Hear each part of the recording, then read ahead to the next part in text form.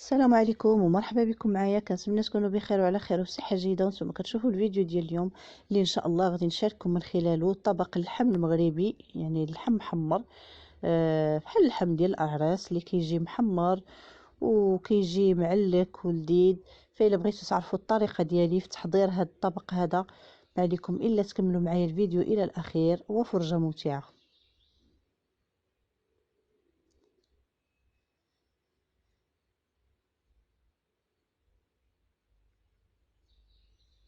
اذا غنبدا معكم بسم الله على بركه الله. فغادي نحتاجوا هنايا لواحد 5 او 6 الحبات ديال البصل، اي ما يعادل تقريبا 1 الكيلو ديال البصل. غادي نحتاجوا التوابل اللي غنحطها قريبه مني، وغادي نحتاجوا الزعفران شعره، وكذلك غنحتاجوا القزبر ومعدنوس والثوم المهروس. بالنسبه لي انا هنا غنطيب واحد الكميه ديال 10 الكيلو ديال اللحم، ومن طبيعه الحال غنحتاج واحد الطنجره اللي كتكون شويه ثقيله، فضروري ما ان الطنجره تكون شويه ثقيله باش ما تحرقش لينا، وكذلك باش تساعدنا في الطهي ديال اللحم بسرعه. اذا هنا قبل ما نبدا معكم تقطيع البصل باش نوريكم الطريقه باش نقطع البصل، فغادا ندوز باش ناخذ واحد شويه ديال زعفران شعره اللي غنوضعوه في واحد الكاس ديال الماء.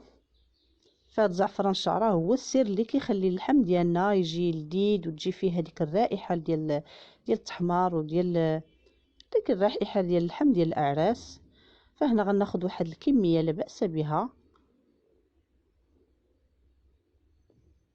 يعني دائما كتستعملوا على حسب الكميه اللي عندكم ديال اللحم، وكذلك هو اللي كيعطي هذاك اللون يعني الاصفر. فغادي نخوي عليه الماء طيب وكنخليه حتى كيبرد باش غادا نخلطو مع التوابل اللي عندنا.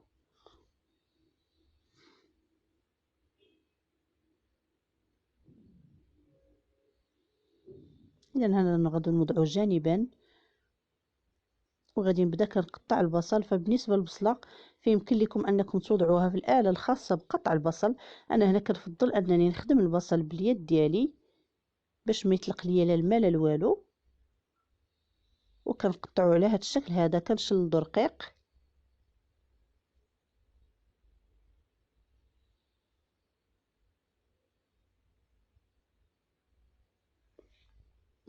صافي من بعد ما كنقطع الكميه اللي عندي كامله هنا، انا هنا قطعت معكم غير وحده صافي.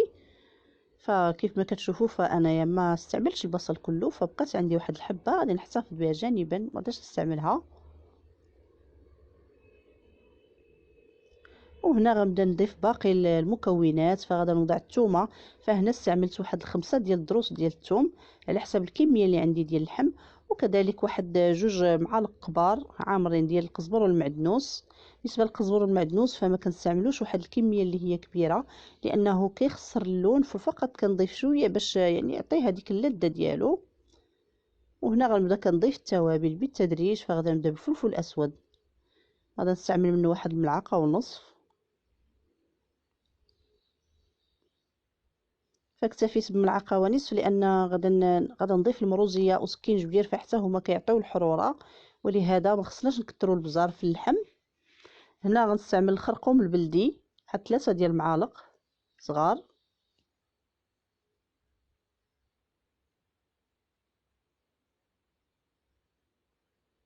الملح 1.5 معلقه.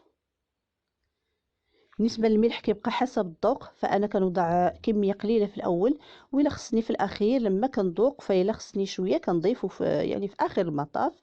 هنا هذه المروزيه اللي غنستعمل منها واحد المعلقه، لانني غنعاود نضيفها في الاخير مع واحد المكون اللي كيخلي يعني اللحم فيه واحد اللذه زوينه، وكذلك حتى اللون ديالو كيجي زوين. وهنا القرفه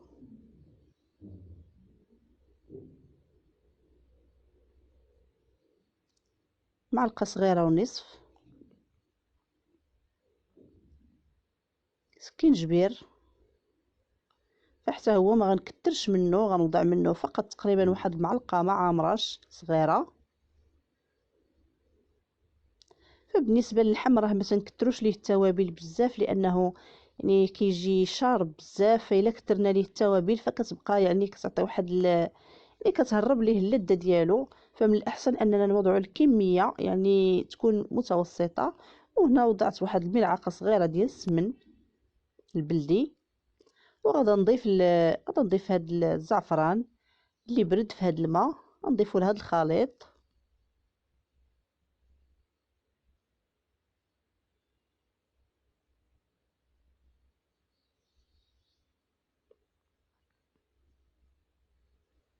وهنا غادا نضيف زيت الزيتون تقريبا واحد نصف كاس صغير،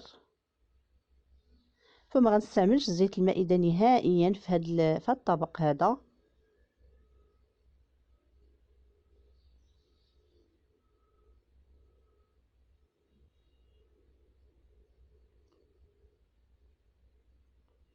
وهنا انا وضعت واحد القفاز باش نخلط هاد المكونات.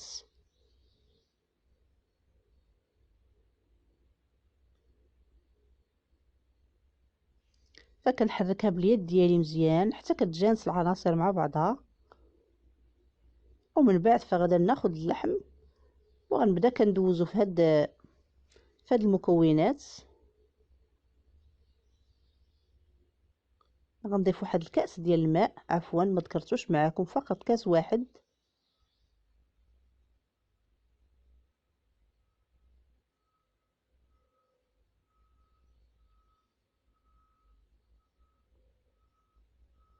وهنا انا غناخد اللحم وغنحط طنجره في القدام ديالي، وغنبدا كنوضع اللحم في هاد التوابل هادو مع البصل. فانا البصل كنفضل انني نوضعه في الاول، فكاين يعني بعض الاخوات كيوضعوا البصل حتى الاخير باش يخليو هذيك الدغميره. فانا حاجتي بالبصل خصو يذوب، والدغميره بالنسبه للدجاج، ولكن بالنسبه للحم فمن الاحسن انه يبقى غير هذيك القطره ديال الزيت اللي كتبقى في الجناب واللي كتجي لذيذه. وبالنسبه للحم انا طلبت من الجزار باش يخلي لي طروفه كبار، لان قد ما كانوا الطروفه كبار قد ما كيهز طياب وكتجي فيه هذيك التعليكه. فإلا قطعناه صغير فكيذوب وكيتشتت لينا في الطنجره. فمن الاحسن نصيحه انه يبقى هكذا طروفه كبار، لانه مع الطياب فغادي يتقطعوا يعني غادي يتشتوا وسط من الطنجره، فضروري انهم غادي يتقطعوا. وكنبداو كنحركو بهذا الشكل هذا، يعني كنعمرو اللحم بالبصل والتوابل، يعني كنتبلوهم مزيان.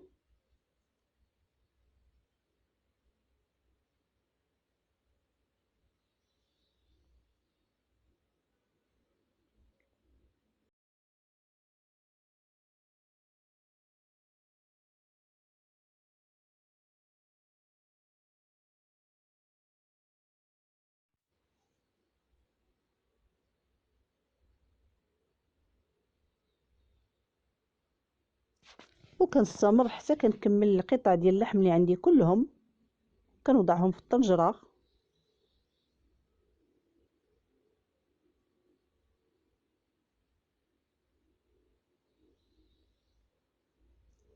الوقت اللي وضعت واحد المقراج درت فيه الماء كيطيب،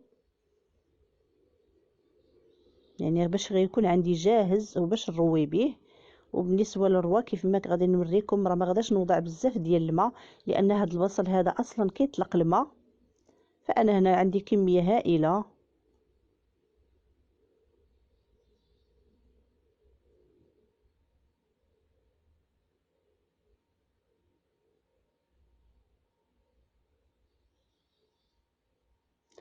وهادو جوج طريفات ديال الشحمه فغنوضعهم مع اللحم.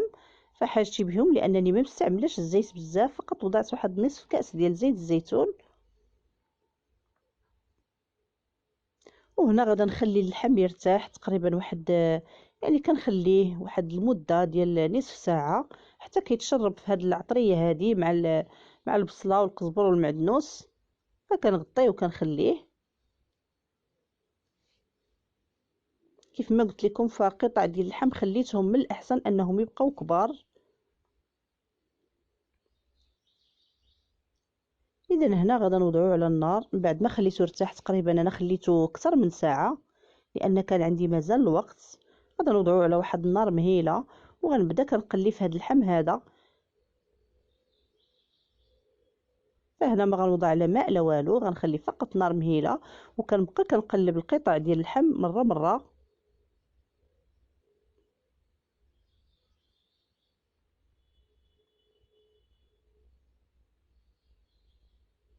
كنغطيه حتى يشد شويه السخونيه.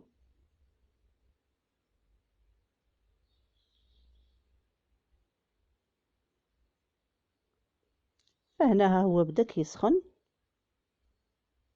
فمره مره كنحل نقلبو.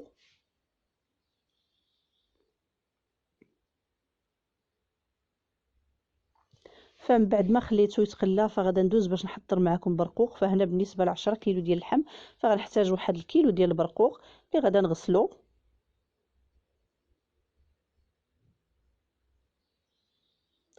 فكنغسلو مزيان وكنوضع فيه واحد الكميه ديال الماء.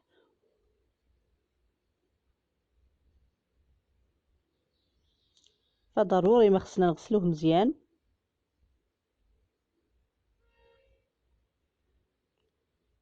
صافي، وهنا غنوضع فيه واحد شويه ديال القرفه وشويه ديال الملح.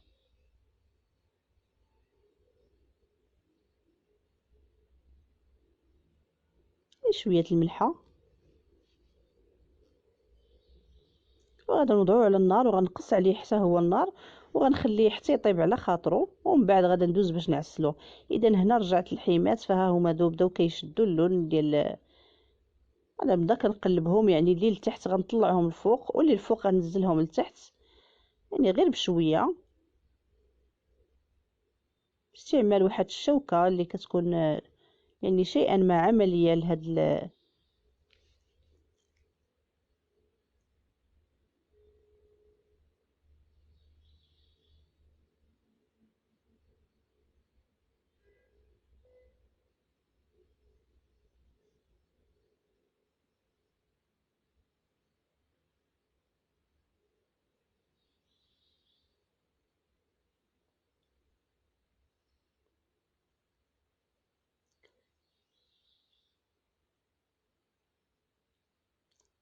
انا من بعد ما خليته عاودت حليت عليه فالحيمات ها هما تقلاو. ما كتشوفوا راهم طلقوا الماء ولو انني استعملت فقط كأس من الماء.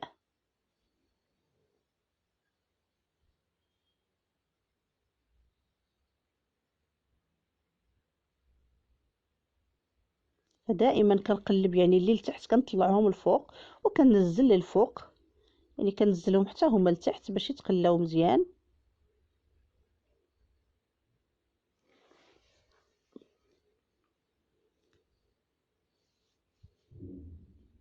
وهنا الماء اللي غليته من قبل فغنوضع تقريبا واحد اللتر من الماء، فما غنكثرش الماء لان اصلا البصل كيطلق الماء وحتى الماء راه اللحم حتى هو راه كيطلق الماء. وضعت تقريبا واحد اللتر ما كاملش ديال الماء. صافي، وغادا نمهل النار مزيان وغادا نزمت عليه بواحد البلاستيك هكذا.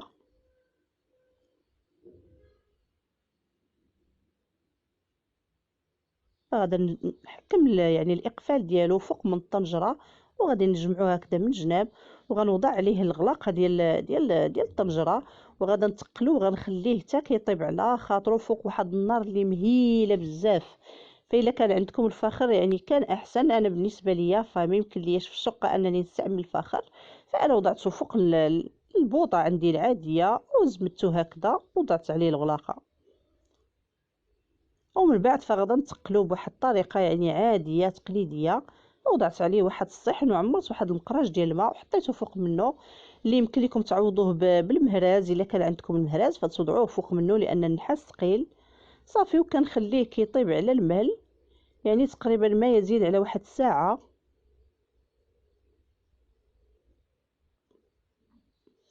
وهنا غندوز باش نعسل البرقوق يعني بطريقه سهله. فغنوضع عليه واحد 3 ديال السكرات اللي يمكن تعوضوهم بواحد 3 المعالق كبار ديال السكر سنيده.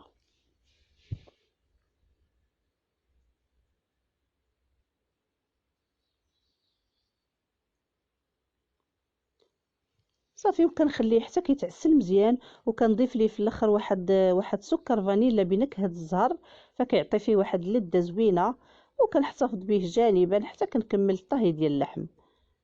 فهنا لما توضعوا السكر فضروري انكم تنفسوا شويه الطنجره لانه كيفيض من الجناب. وهنا انا غنحل معكم الطنجره من بعد ما دازت تقريبا واحد الساعه وعشرة دقائق، يعني واحد الساعه وربع اللي خليته مسدود عليه.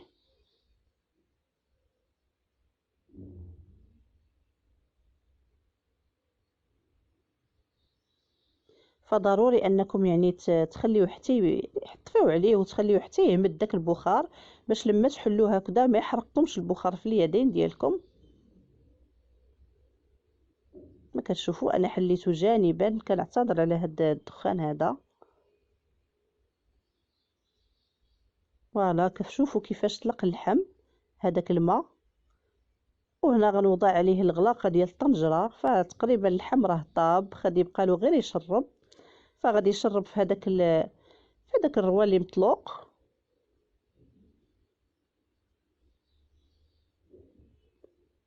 فكنحاول دائما انني نقلب لان يعني الكميه شويه كثيره على الطنجره، فهو من الاحسن اللحم انه يكون كله يعني في مستوى واحد.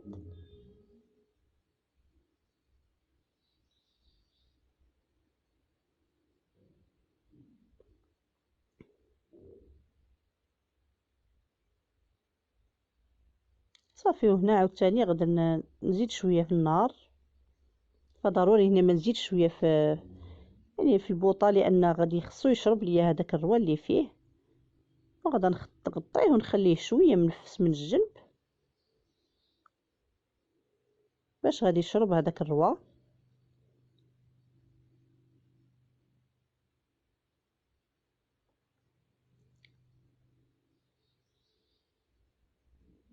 فكتشوفوا هنا كيفاش بدا كيعطي هذاك اللون اللي حنا كنقلبوا عليه. اذا هنا من بعد ما شرب فغادي نضيف واحد المكون الاخير اللي هو اللي كيعطي واحد اللذه وواحد الرائحه زوينه. كيف ما تشوفوا راه شرب مزيان وطاب اللحم يعني وحتى نزل. فهنا كنقلب باليد ديالي من طبيعه الحال. وغادي ندوز باش ناخذ واحد جوج دويمات ديال الزعفران. فما فيها باس اننا مره يعني نستعملوا هاد الكنور. انا ما كنستعملش كنور نهائيا، ولكن هنا حاجتي به انه ضروري. فكنحك هاد جوج دويمات هادو وكنوضع معاهم واحد المعلقه صغيره ديال السكر، وكنضيف ليهم واحد نص معلقه ديال القرفه، وكذلك واحد المعلقه ديال المروزيه، نصف ملعقه بالاحرى ديال المروزيه. وغادي نخلط هاد المكونات هادو مزيان بالمعلقه ونحكهم مع بعضياتهم.